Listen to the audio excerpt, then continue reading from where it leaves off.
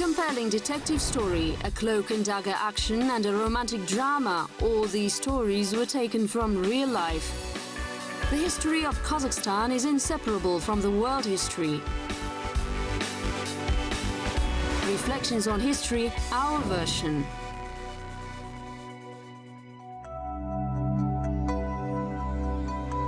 Khak-Nazar the Magnificent.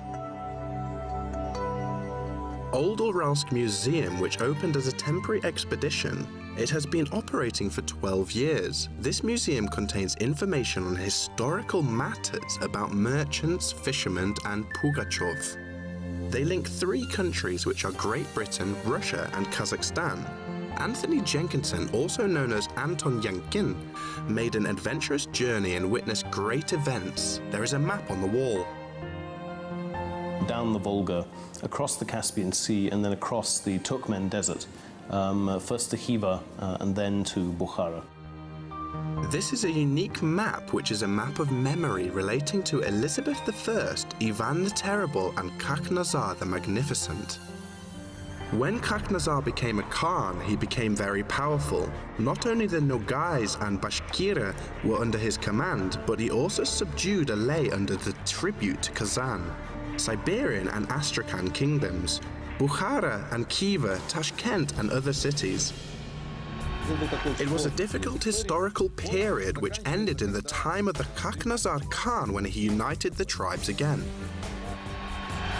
He managed to establish relationships with Ivan the Terrible. Chapter 1. To the Country of Reveries.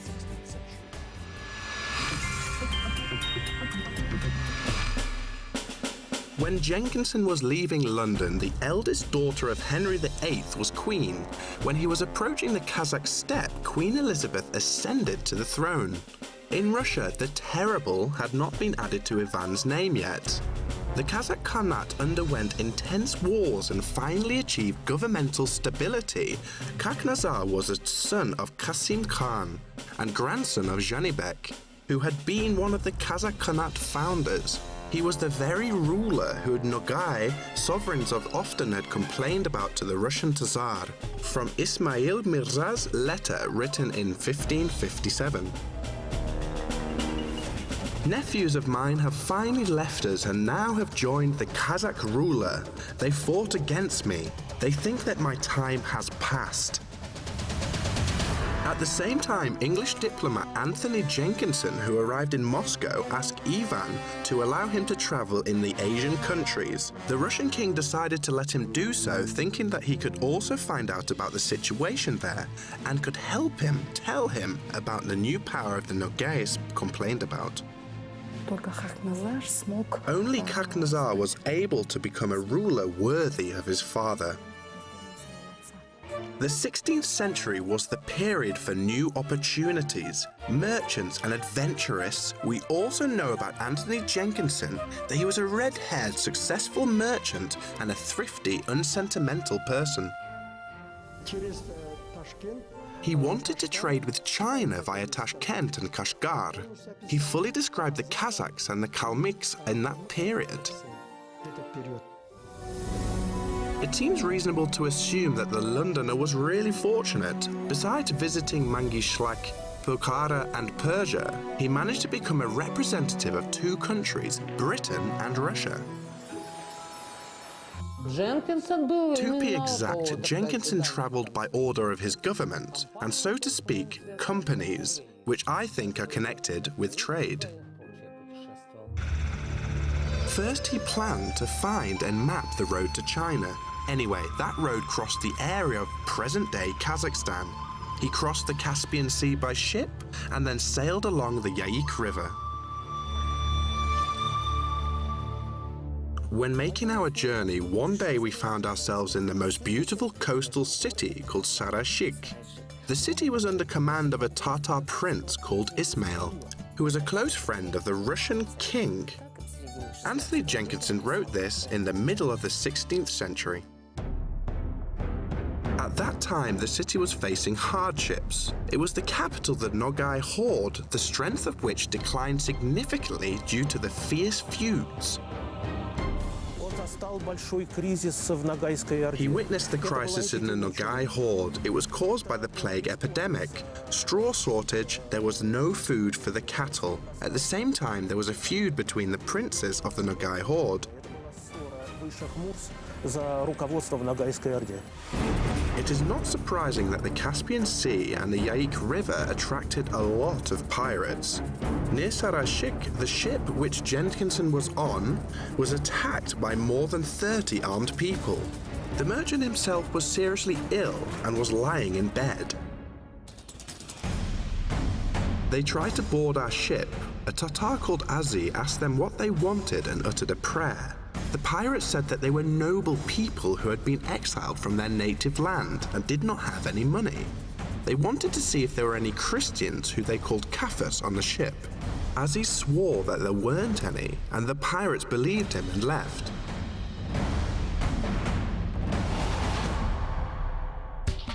Jenkinson was not interested in Sarashik in terms of trade.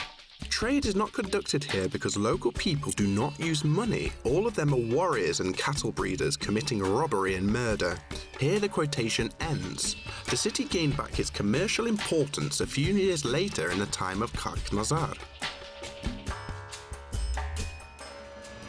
Chapter 2. The Road to History.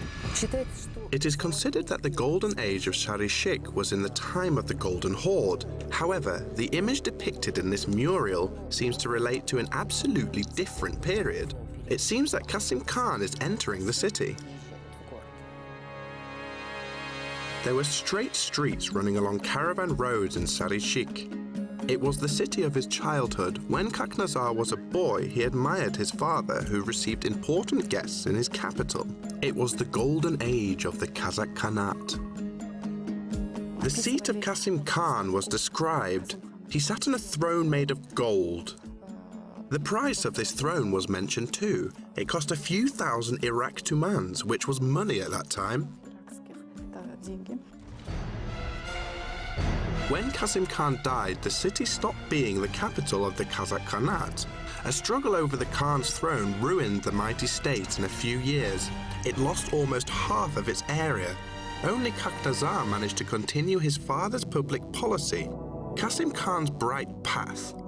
Getting back to the city of his childhood was a matter of honor. It is unknown when exactly Kasim Khan came to the throne, but it is doubtless that he saved the country from the abyss of civil war. The state restored its territorial integrity and achieved high status again. He established the borders of the Jenkinson territory, which is connected with the territory of present-day Kazakhstan.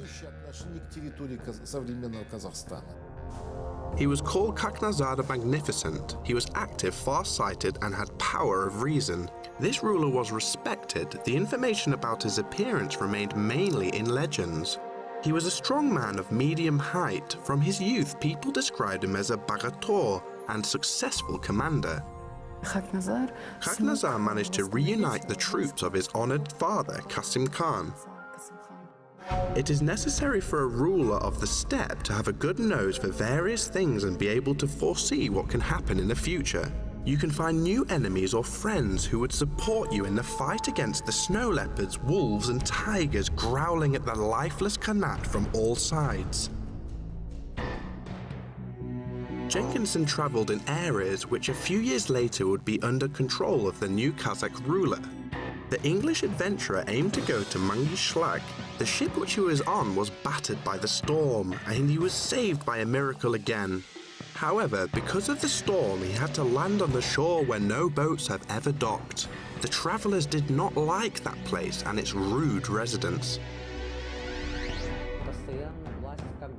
Different groups seized power all the time, and it was concentrated in that area. Actually, Jenkinson said about it too.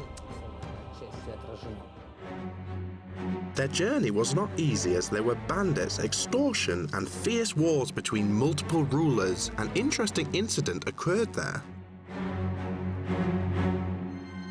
In the caravan, there were some Tatars who were called holy people. Once they wanted to pray and tell fortunes, they killed a few sheep, removed their shoulders, and boiled them. Afterwards, they mixed the ram's blood with the ash of bones and wrote some letters with the blood.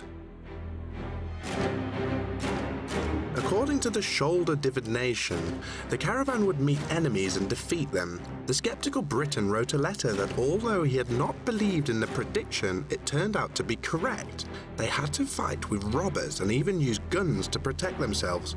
But in Bukhara, the caravan had to stop because Khak-Nazar's troops blocked the road leading to China.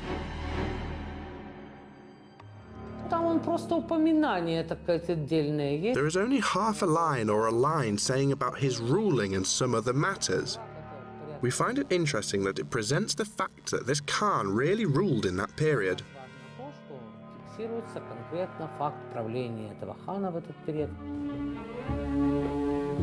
Jenkinson wrote that the people fighting with Tashkent were called the Kazakhs and believed in Islam. They were mighty, lived in steppes and almost conquered Tashkent. Chapter 3. Jenkinson's Code. It was the most detailed map of Central Asia, the Caspian Sea and Russia at that time. They were the first Britons in Central Asia at that time and recorded the military achievements of Khak-Nazar.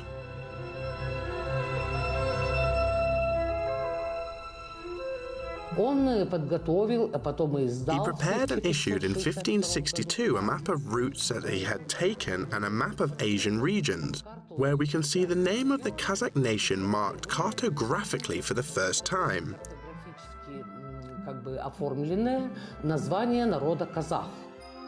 Although he did not set himself any historical aims, he made a great contribution to history.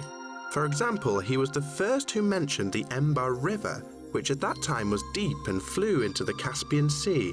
According to Jenkinson, that large river was called Yam. He wrote that the river which was on their way was one of the great large rivers with the steppe banks and a wide stream bed.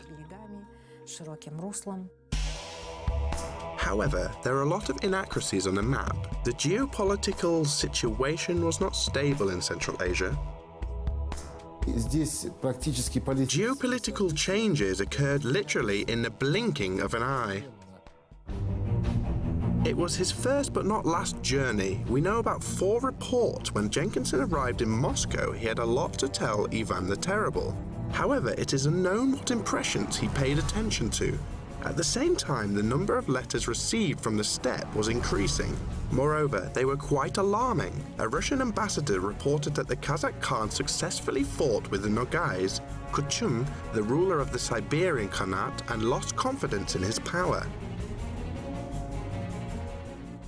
Now I pay tribute to you and send ambassadors while fighting with the Kazakh Khan.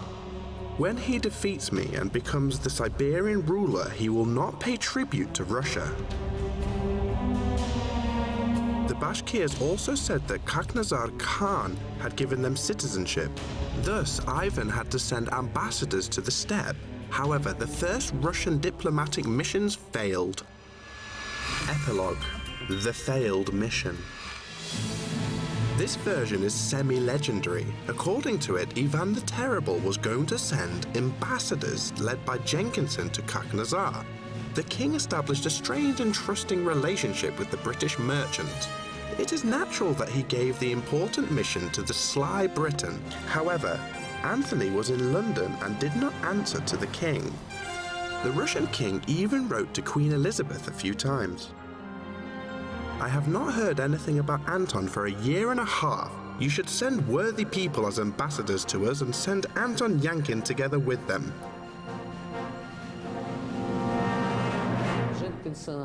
Perhaps Jenkinson's written memoirs and something else once were published in English there. However, we still do not have, so to say, precise information about it. The correspondence relating to Khak-Nazar disappeared in the fire of Moscow. Thus, it is impossible to either confirm or disprove this version. However, it is easy to imagine the resourceful Englishman coming to an agreement with the Kazakh Khan on the behalf of the Russian king. When doing it, he kept in mind the interests of Britain and his personal ones too. It is known for certain that in the second half of the 1570s, Ivan the Terrible was at peace with the Kazakh Khan Khak-Nazar. By that time, the Kazakh state has expanded significantly, and it remained mighty and united until the Kazakh Khan's death. This information recorded in documents thanks to British traveller Jenkinson II.